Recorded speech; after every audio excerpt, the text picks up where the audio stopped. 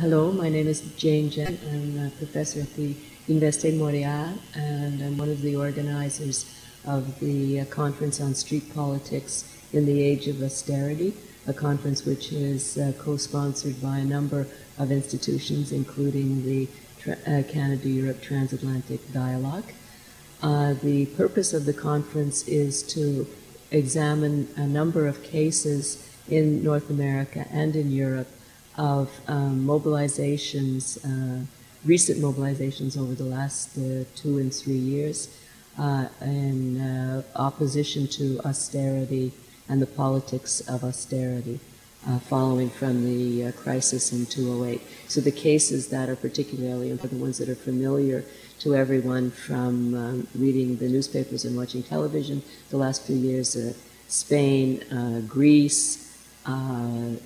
to a lesser extent, Ireland and France. What we're interested in understanding about the street politics is the ways that the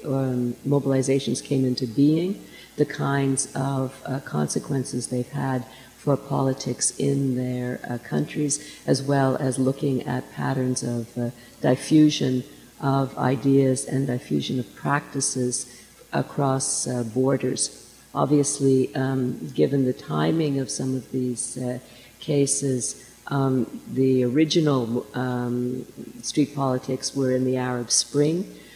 in 2010, and then they spread to Spain and were picked up later in a number of countries, including by the Occupy Wall Street movement and the Occupy movements that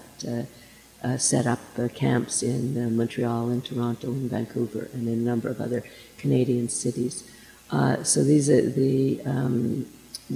researchers that are here from Europe and from Canada, as well as from the United States, are interested in understanding the origins of the movement, the composition of the movement, who participates, as well as looking at some of the consequences and the ways in which they influence each other across borders and from the transnational to the local levels.